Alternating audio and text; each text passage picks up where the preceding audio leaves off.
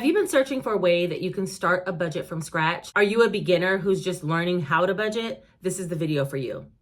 Trust me, I have not always been someone who was on track with my budgeting. About 3 years ago, I decided in 2021 that I was going to get serious about my finances. A little about me. I'm not the best saver. I don't always have an extravagant savings account, and I make quite a bit of money, but somehow, some way, I always find something to spend it on. And I never am prepared when bigger expenses come up. It's the year to get my money on track and be about it. Because I was the girl who always had NSF fees because my account was always overdrawn, late fees on my payments and savings. What was that? Never felt like I had enough. As a single mom of 3, I had money coming in, but anytime an unexpected expense came up, I had to rob Peter to pay Paul. And so where was there ever time to stash a little bit away? It just seemed like it wasn't there. But once I found the cash budgeting system, it really changed the way I thought about money. And because of that, it allowed me to first be in alignment with my income. So I knew exactly how much money I had coming in each month because I was tracking it. It also allowed for me to have focused spending. So I was spending in categories that were really important to me, and those that were not, I have found myself cutting back on day in and day out. And lastly, budgeting caused me to have a regular review of what I actually have. And that's how budgeting really is. It seems really overwhelming, but budgeting is literally just trying to figure out where you are right now, reviewing that, so you know exactly where you're headed. And sometimes things don't line up perfectly, and that's okay. But if you're shooting for a target and you miss, what is the saying? There's a saying for that. If you shoot for the moon and you miss, you still land amongst the stars, right? So it doesn't have to be perfect in order for your budget to work. I don't even budget down to the penny. I do a generalized budget, which I will show you. But yeah, it's about the effort of putting intention towards where your finances are going.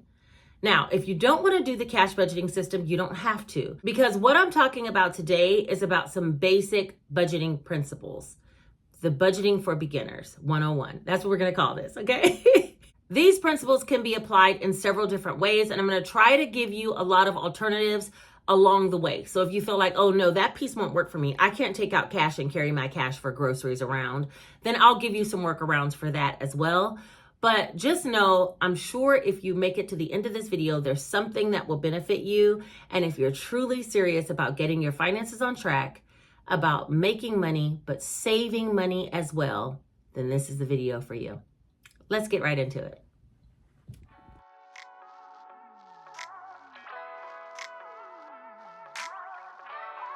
I'm gonna soon turn the camera around and show you actually a breakdown in a regular notebook, exactly how you can begin to build your budget. There are some pieces of information that you're gonna need before we get started, and one is gonna be you need to know your income. And if you don't have an exact number of how much you make, because let's say you're not salaried employee, but instead you get paid by the hour, you need a ballpark number of how much money you're making, because we're gonna use that in order to plan out what we're gonna do for each pay period. You also need to know how much you've been spending on day-to-day expenses, whether it's getting your hair done, getting your nails done, what you spend on Amazon, what you spend on groceries, gas, dining out, entertainment. You need to have those amounts kind of ballparked for yourself so that you'll know exactly what you've been spending, and if there is room, what you'll be cutting on. Now, in order to do that, I would encourage you to go back to your previous month's bank statement and credit card statements, because if you've been using your credit cards, you've probably been putting some of those everyday expenses on there, and compile a list of what you've been spending for the whole month. I had a coworker that created an Excel spreadsheet, and he was basically, and you don't have to do it in Excel. I mean, you can do it on paper, but he was doing it in an Excel spreadsheet and was shocked by the amount that he had spent month over month. He went back and recapped the whole year.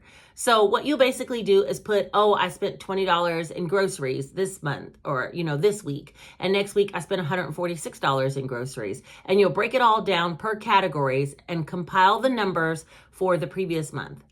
Again, he went back for a whole year. I don't think that's necessary, but you will need to get some information about what you've been spending to create a realistic budget of what you will be spending. So that's the next piece of information that's important. Finally, you need a list of your fixed expenses. Like, what do you spend for your car payment, for your car insurance, for the internet, for your rent or your mortgage? How much are you spending in electricity, for gas, cable? These types of fixed expenses, you need a ballpark number as well. And I get it. There are some fixed expenses that vary month to month. Like my electric bill can go from as little as $50 all the way up to $300 if you've watched my budgeting videos. But I usually budget for around $240, $250 because that's about the average.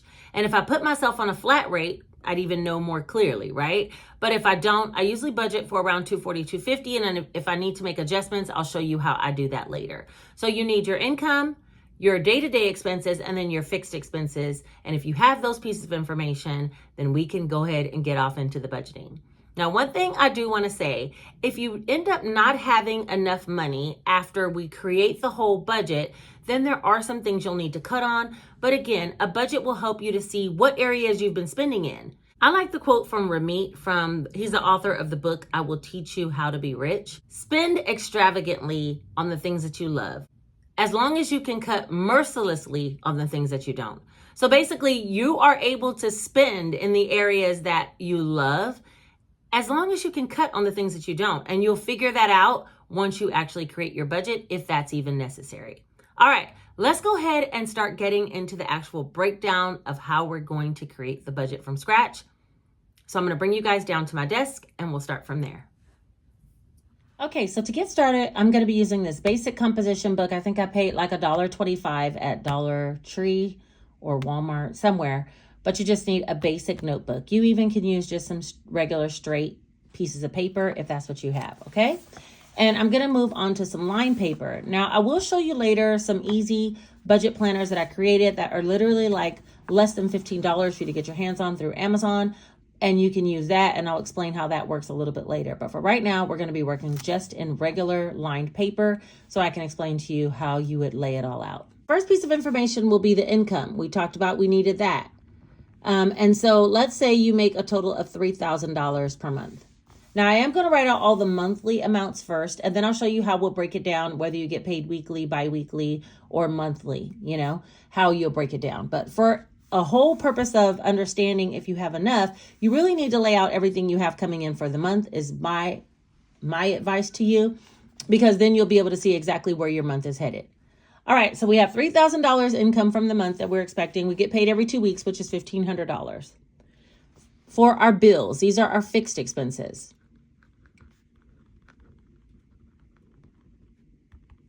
We have rent, and we have to pay $1,200. We also have internet, and that is $50. These are per month, okay? We have electric, and that is $75. Also $75 is our cell phone, and that's $75 a month. We have gas that we spend for gas use in the house, and that is $50 a month. We have a credit card, which is Citibank, and for that one, the minimum monthly payment is $95 a month. We also pay our student loan, and for that, it is $130 a month. And then we also have car insurance. Now, we don't have a car payment in this particular scenario, but again, don't get hung up on the numbers that I'm putting down, because whatever numbers you have is what you're going to plug into the same basic system and principles, and then you'll be able to see exactly where you're at. All right, for car insurance, we pay $210 a month. I'm going to use a calculator and add up all of those dollar amounts to see exactly where we are for fixed expenses. And that will be $1,200 plus $50, $75, twice, $50, $95, $130, and $210. So that's $1,885 for fixed expenses. All right. Now we're going to move on to our variable expenses, which are like the daily spending. For those, we don't have a lot going on. We have groceries. And it looks like between that and household expenses, we spend about $300. And this is just for one person.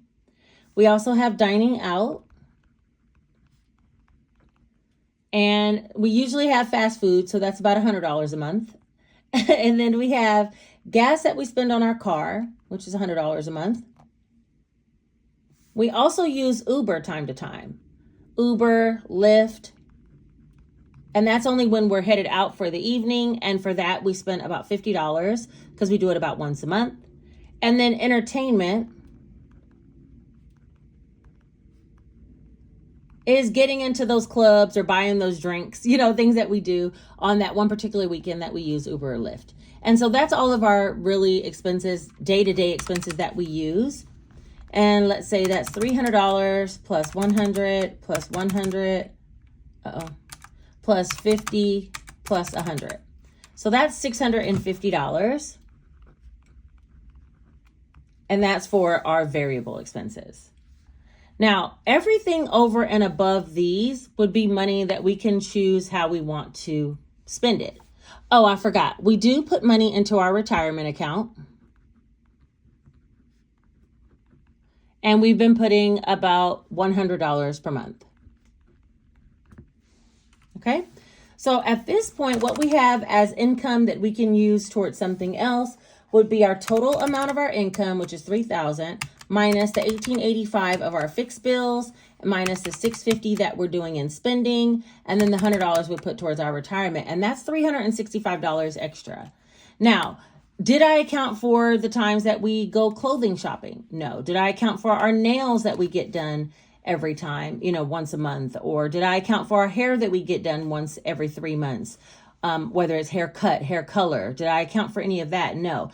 That's exactly where sinking funds come into play. So we'll now set up some sinking funds. And this is where Ramit's idea comes into play. You're going to spend wildly on the things that are really important to you, but then actually cut back on the things mercilessly, that's a hard word for me to say, on the things that don't matter. So let's say hair is very important to you. Hair/nails, that's important. So we're going to need to spend at least $100 a month on that. Let's say traveling is important to you. And where you might not have enough to do a whole trip every month, you want to put at least $50 towards travel. That would be me, right? Because travel is important to me. So now we've already spent $150. I would encourage you to put some money towards an emergency fund. At least $100 per month until you got to your $1,000 savings. Dave Ramsey says you should have at least emergency fund of $1,000. I think it should be well over that, because once you get into the habit of saving, you're going to be addicted to savings. But but right now, at least put $100 a month. So that's $250. And remember, we had $365. So that means we still have $115 left. Let's say you love to buy presents at Christmas time for your family. So you're going to put $25 towards that. All right, so these are going to be titled your sinking funds, and that's $275. And when we take that from the $365, we have $90 of disposable income. And we'll just say extra. Okay? With that $90, you can decide what you want to do. Do you want to spend a little bit more on your entertainment? Do you want to spend a little bit more on getting a Lyft more often to go somewhere? Do you want to pay more towards your credit card? Do you want to start working towards being debt-free by paying that extra money there? Do you want to contribute more to your retirement? Do you want to save more in your emergency fund? This would be disposable income that you could decide what it is you want to do with, because you've already taken care of all your needs. And let's go ahead and work out what that would look like if you got paid bi-weekly. Now, once you have this set monthly plan of what you need to do, you then can work out a budget by paycheck.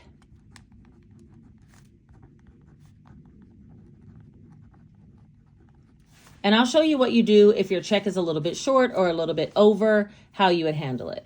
But let's say for check number 1, you're going to get $1,500. Okay?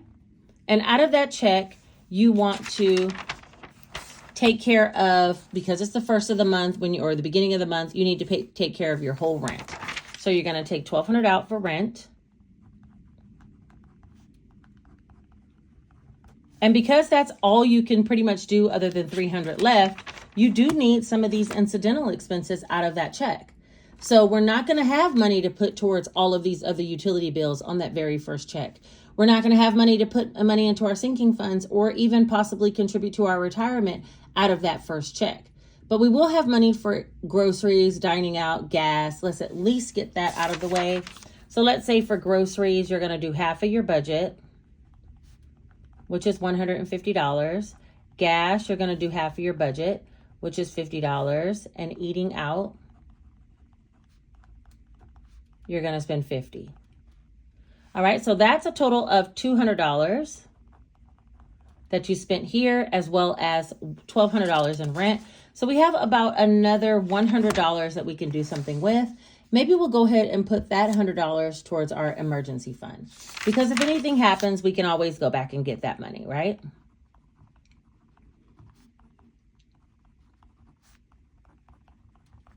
Now, in the beginning, when you first start your budget, it is going to require you to stay on task with what it is you're listing here. Because if your check, let's say, is only $1,400, now you won't have this money to go in emergency fund, or maybe you would only spend $75 on groceries, $25 on gas, $25 on eating out. Go ahead and pay your rent. You know, you would reduce some of these spendings by $100, or you would not put the money into your emergency fund to accommodate the fact that your check was short. If your check's over the $1,500 that you had anticipated, then you have extra money to go towards something else, either on your monthly spread, because not knowing what your second check's going to be, you don't want to, just wildly spend the extra. Maybe you would put the extra into your emergency fund, put more into your retirement, which will be harder for you to get out. I would say put it into your emergency fund or put it into one of your other sinking funds. If I had extra, I would put it either into my emergency fund or one of my other sinking funds, because later in the month, if my check is short, I can take it back out of there and, accommodate. The other thing that is available to you is to use a buffer. A buffer is basically just a balance that runs in your checking account. And that money takes discipline not to spend, but you leave that buffer in there in case something comes out that you didn't anticipate. Like, let's say you forgot that your Hulu, subscription comes out for $5.99. That can come out of that $100 extra buffer that you had sitting in there. So you can always leave money in the bank account, and that would be called a buffer. You can even keep your emergency fund in there while you're first getting started. Try not to spend that money though, right? Because anything that's in the buffer should be there by the time you get paid the next time. All right, so now we're doing our budget by paycheck, and we made it to check number 2. And for that one, you still have $1,500 of income. And this time you should be able to take care of everything else. So you'd be able to pay all the rest of your utilities or fixed expenses. And I'm just going to say $1,885 minus $1,200. That'll be $685.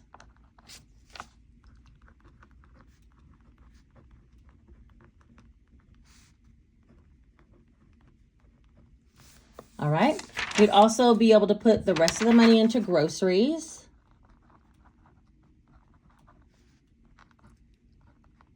Gas.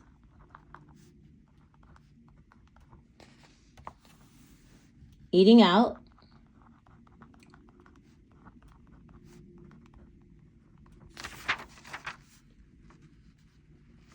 You'd be able to spend that money on entertainment.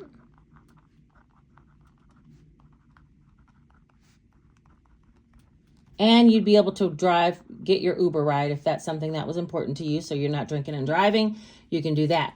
Okay. So out of all of your variable expenses, you'd have 150, 50, 50, 150. So that would be $400. And finally, you'd be able to satisfy all the rest of your sinking funds and your retirement. So retirement,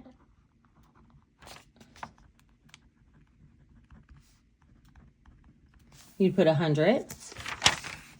You would put the money into your hair and nails fund. We'll just call it beauty. And even if you don't spend this money, that would sit there. So when it is time for your hair and nails to get done, you'd have the money to pull. You'd put the money into travel because you're building up your travel fund so you can go on a trip sometime next year or later this year. And you would put the money towards Christmas.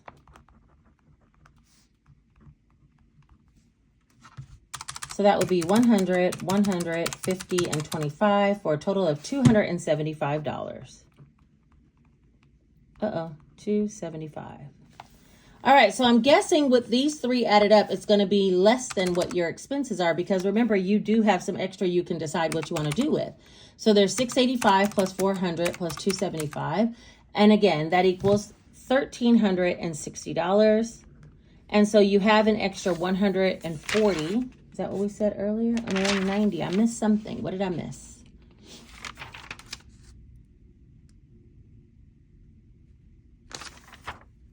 100.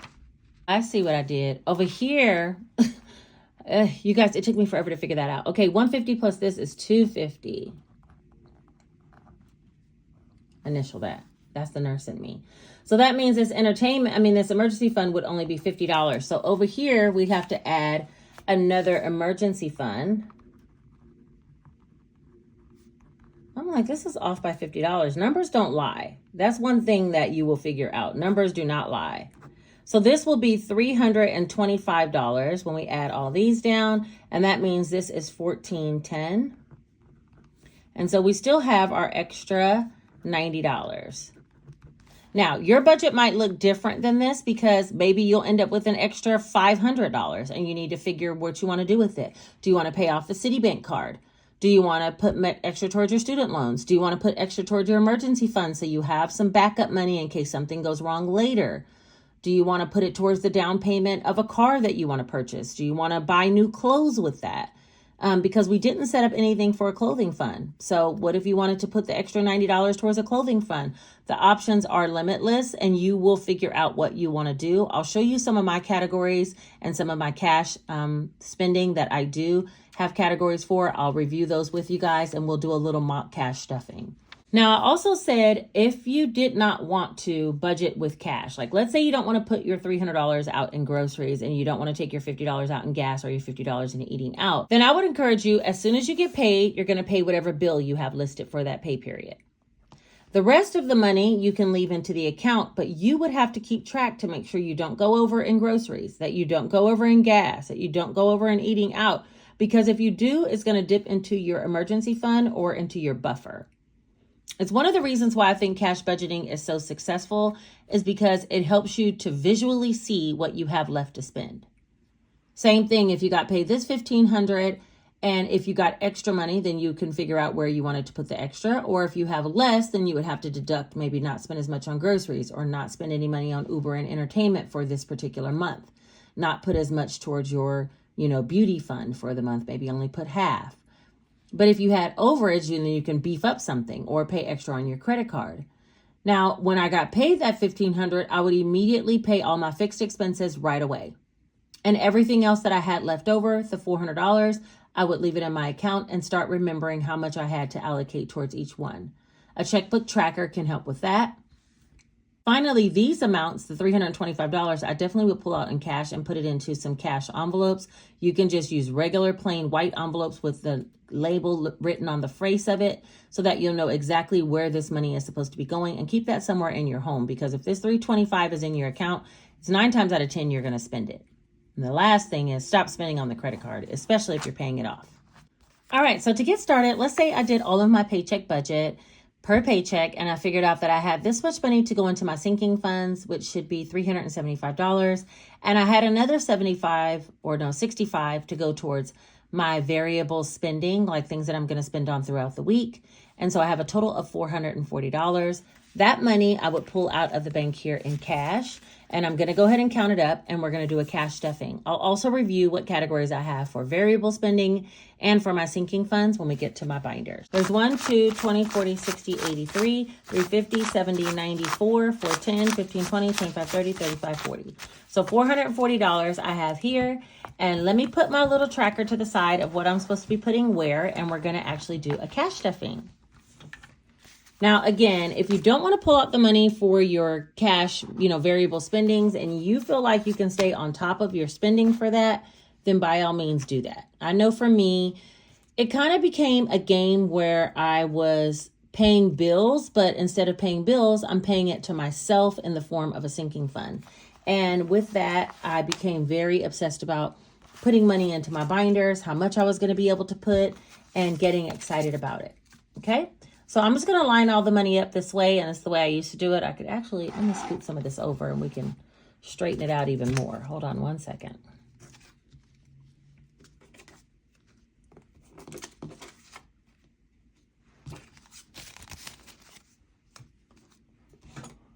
Back up, Mr. Piggy Bank. Okay, there we go.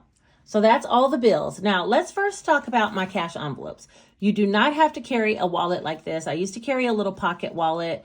I'll put one of my older budgeting videos up here, and it has that little pocket wallet I got on Amazon for, I don't know, $15 or $20. And I had little dividers in there that I would carry the cash in. But since I've now made these cash envelopes, I do sell the cash envelopes in my Etsy shop, but you do not need them in order to keep track. You literally can get any kind of wallet and put little small envelopes inside so you'll know exactly how much you have in each category. That's if you're tracking with cash, okay? So in this instance, we're going to talk about my cash envelopes or my variable spending. And I'm not going to put anything into Salisa, kids. Groceries is a category I will be putting $50 in. So we'll just put the $50 bill. And it doesn't matter to me what denominations. I do have a way that you can track exactly what denominations you want for your binders and your cash stuffings if you need that. But as long as the bills end up in here, that's what's important to me. Gas, I would only be putting $10. We'll just put a $10 bill. That's one of the categories that I have. I do have eating out. I'm not going to put anything in this pay period.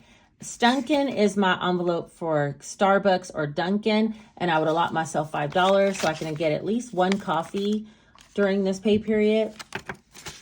And again, this is just a mock budget, so, you know, usually I'm allotting a lot more for Stunkin' because I need a coffee every day I go to work, okay? Weekend fun, I do have one for that, and I have one for nails, but I don't need anything in there right now. And those are all the categories that I have for my variable spending, and I keep it in this wallet. If you're interested in this wallet, I'll have it linked down below in my Amazon storefront. This is a Moterm wallet. I don't know if they have this exact same crock. I think they have a Pebble style that you can get, but this is my Moterm wallet. And then, like I said, the cash envelopes I sell on Etsy, and they're also linked down below. And I don't even know if I sell those exact style of cash envelopes, but those are considered A7 envelopes. That's the size where you fold the bill. This one is considered A6 size, and this is all of my sinking funds. Now, all of these categories you don't need. You're going to figure out what categories you need for yourself. I'll review mine really quick, and then we'll do the cash stuffing. I have an envelope for my daughter, Janae, one for my son, Jace, one for myself in case I want to go get me some Skims and I don't want to feel guilty, or get me some new Hokas. I don't want to feel bad about it. I'm going to pull it directly out of my envelope. I have one for household expenses, and this is above and beyond groceries, but like when I want to go to Costco or Sam's, I pull it out of household. I have one for car maintenance because I did have an engine go out on my car, and I had some money in car maintenance, but I didn't have nearly enough to fix the car. And now I know the importance of just keeping up with oil changes. You know, it was no fault of my own that my engine went out, but I'm saying I need an envelope for oil changes, tires, things like that. That's what car maintenance is for. Birthdays is for my kids' birthdays as well as my mom. That's about the only, and my guy, that's the only birthdays that I celebrate, and I don't have another birthday coming up until January, so I don't stuff this one aggressively. This is a travel binder that someone actually gave me a whole binder for, but I put the money into my travel folder and only use this as a tracker to play a game with myself so that I'll put money, you know, accordingly. So travel is another fund. When Ramit said spend wildly on the things that you enjoy, I love to travel, so I do spend a lot in that category. Medical is in case I have any copays for medical things. I do work in a hospital, so I don't always have copays, but if I do have a specialty appointment, or like for instance, I need to get an MRI, I will have a fee that I need to pay, and that will come out of this medical fund that I'm just stuffing small amounts into every pay period, so I'm prepared. Gingy is for my cats. I have a cat named Gingy and one named Pepper, and I do get their snacks out of their folder. Clothing is another one. All of these bills are off because I just pulled some money out. But anyway, clothing is another one. So if we need to go get clothes for my kids or clothes for myself, I can get out of here without guilt. Beauty is for our hair to be braided or taken care of. Groceries, I have nothing in here now, but I was putting extra money in here. So like when a holiday came up for Thanksgiving, I had money extra for groceries over and above my grocery budget. So this is a grocery sinking fund. Life happens is just one of those ones. Like my mom had got sick and she was in the hospital and I needed to take care of some things. I happen to have a Life Happens fund and it came in handy. So I do have one for Life Happens. My homeowners association, I keep up with this. I don't have to pay this until January. And so I just put small amounts in there. So when January comes, I have the funds. Glasses, there's nothing in there because both of my kids just got pairs of glasses, but both of them wear glasses. And when the fees come up, I do have to pay, even though I have health insurance. I like to pull it out of here. And then giving, I put some money aside to give to others. Bank deposit, if I have something that, let's say I spent on my credit card money out of clothing and I didn't have the cash, I will take the money out of the clothing folder and put it into bank deposit. And next time I go to the bank, I would take this money to the bank, deposit it, and pay my credit card bill. So that is all of my sinking funds. Let's do a little mock cash stuffing so you can see exactly how it would go. So for Janae, we're going to put 20. Actually, let me move these bills over here. All right. I think you can see everything now. So for Janae, we would be putting $20 and I'll just get a $20 bill. I usually like to check. I used to keep trackers in the binder to see exactly how much they had, but she has $20, $40, $60, $80, $100 in her folder. My daughter's in college and I like to give her $200 a month. So before the end of the month, I would have this to be at least $200 so I can give it to her for her monthly spending. Jace is my other son. He stays here with me and he will be getting $50. Now Jace, he doesn't really spend his money on much. So if he wants to hang out with his friends, I pull money out of here. If he wants to go on a day trip somewhere and for us to do something, I'll pull money out of here. If I don't already have it in weekend fund, I'll pull it out of his fund. There's 20, 40, 60, 81, 120, 30, 40, 50, 55, 60. So he has $160. And I just continuously put small amounts in until we get to where we need to be. Next is for myself. And again, if I want to buy myself something nice, and I do, and I'm putting $100 in mine. And so I have $1, $50, $70, $90, $200. And then I don't have to feel guilty if I want to impulse buy myself something because I've been saving small amounts to do so. Household is going to get 110. And I already told you this one is really for my Sam's Club Costco runs. And so now household has 1, 20, 40, 60, 82, 220, 40, $250. And that's about one run, really, right? That's not even a lot. So I need to add more money to that folder. Car, I'm going to put 20. And this is just for regular car maintenance, but I just let it add up. There's 1, 2, 20, 40, 60, 80, $300 in car maintenance. And I did get a set of tires by saving this way. And they were, I think, $700. I had it in a folder over time. You know, it's nothing that happens overnight. Nothing's going in birthdays. Nothing's going in travel. Medical, I would put in $25. That's about one copay's worth for a specialty appointment in my case. So there's 51, 120, 40, 140, 51, 20, 45, 145 for medical. So that would allow for some specialty appointments if needed. I think a copay for MRI is like $250. So look, there's still saving to be done. Gingy for the cats, they would be getting 30. So let's see, 20, 25, 30. So now they have 50, 70, 90, 110, 115, $120 for Gingy and Pepper for both my cats. And I buy them treats usually on Amazon. So they're a good category that I would take like $50 out, put it towards deposit, and buy the things on my debit card directly from Amazon. I do have a buffer in my account of about $500. So I'll just buy the cat food out of the buffer, put it into the, then take the money out of here, put it into the folder and deposit it back to replenish the buffer. Clothing, $20. We'll just put this $20 bill. So that'll be 51, 20, 40, 60, 80, $200 is there. We are going to be needing some winter clothes soon. So I will be adding more to that as well. I found sinking funds to be very, very important in the big scheme of things, because when you don't have sinking funds for the things that are important to you, everybody's sinking funds are different. Some people have a lot of categories and some people have small amount of categories. But if you don't have sinking funds for the categories that are important to you, when it comes time for me to get the cat's treats, I have to go into the grocery budget. That makes groceries short. And now I don't know where to pull the extra money. So it is important that I have these individual sinking funds so I can be saving small amounts over time that will pay for those larger expenses as they come. These size envelopes are A6 size, is what they're called, A6, and they fit inside of an A6 binder. This binder I got from Hobby Lobby. It's a Studio 52. The cat's kind of chewed it, but it's a Studio 52, or no, Agenda 52. See the teeth marks? Agenda 52 binder. And these were like, I think $9 or something at Hobby Lobby. Yeah, Hobby Lobby. And so I got one of those. I have a few of these binders. And then the actual envelopes I make and sell inside of Etsy. My Etsy link is linked down below. These are the floral A6 envelopes. So you can find those. I'll link them in the description. I think that's about everything that you need to know in order to get started with your most basic budgeting. I did want to show you my budget binders. This is the Easy Cash Budget Weekly Planner, 2nd edition, and this book is actually available as a digital download in my Etsy storefront, or you can actually buy the physical book on Amazon. It'll be linked in the description. But just as an example, this is the exact same budget worked out in one of these planners. And so here we have the income of $3,000. Next, we would write down all of our bills, total those up, and have a remaining. Then we would total up all of our cash envelopes, which is the things that are our variable expenses going into our wallet. Finally, we would add all of our sinking funds. And in this case, we had an extra 115. I think I reworked this budget, and so it ended up being an extra 90. And then we would decide where we want the extra 90 to go. The cash stuffing tracker is used in order to determine how much cash you're going to pull out. So let's say for groceries, you would list that here. If this was your per pay period budget and you had $300 you were going to pull out, you might want 2 100s and 5 20s.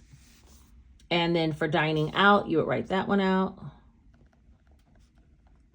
And that's $100. And let's say you wanted 2 50s.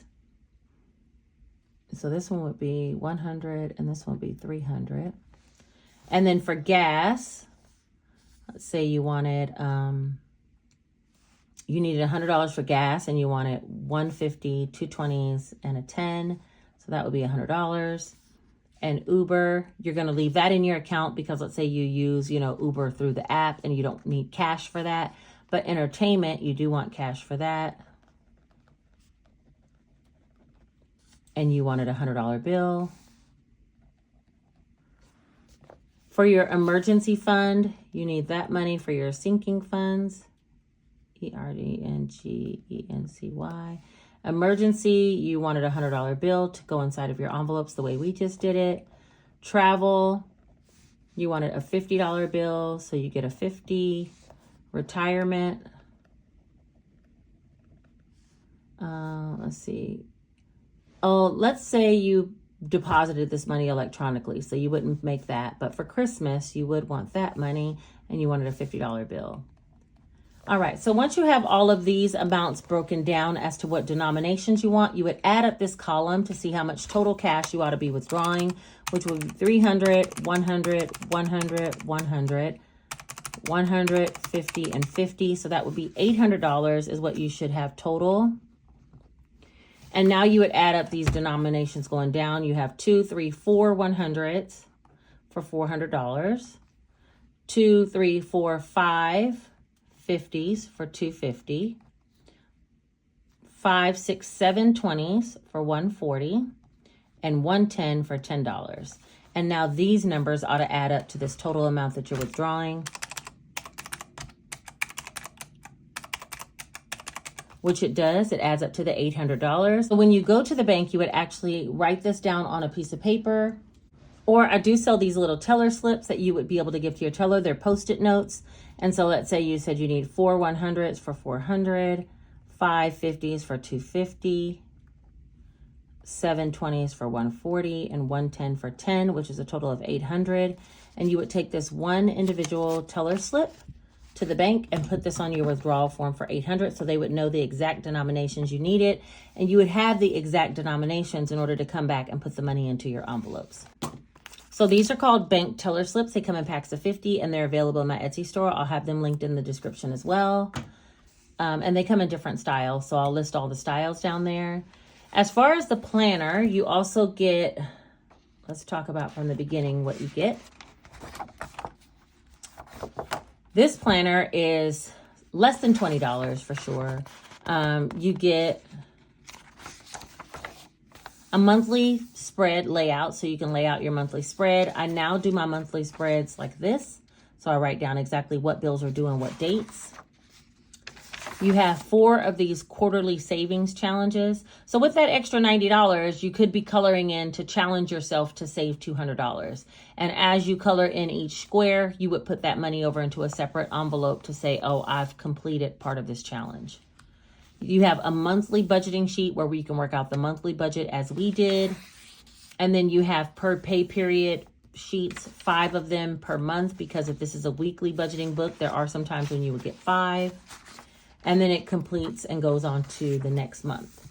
The next month would be where you would lay out, the next month would be where you would lay out all your bills, and there's 12 months of tracking. It always has a quote with the monthly budget. And then it goes down into having the per pay period budgets that you can work on. And each per pay period budget has a cash stuffing tracker if you need that in order to break down your denominations of bills you would ask for. Also, there's 4 different quarterly challenges. This is the one that I'm working on now for quarter 3. If you watch my videos, I am trying to complete this by the end of this month. So I don't have much time left, and I still have quite a few dollars that I need to save to get to the $350 goal. And then we'll be moving on to quarter 4 savings challenge. This is my monthly spread for the month of September. So yeah. If you want to see any of my journey, which might be different from yours, but it can give you some inspiration and ideas on how you can perfect your journey just a little bit more, then you can always watch my Budget With Me videos. I'll link a monthly Budget With Me up here. I'll also link a per pay period budget up here, like when I actually get paid for my nursing job, what I'm doing with the money. And I'm usually chipping away at that monthly budget to make sure I'm taking care of everything that needs to be taken care of. But again, all budgets are individualized, and so yours will be your budget, and you can gather inspiration from a lot of different places. Hopefully this video was quite helpful in helping you to understand how to set it up, because this budgeting style has literally changed my life and changed my mindset around money, saving, and spending even. My sister always says, whether you spend too much or you save too much, either way, it's a problem with lack.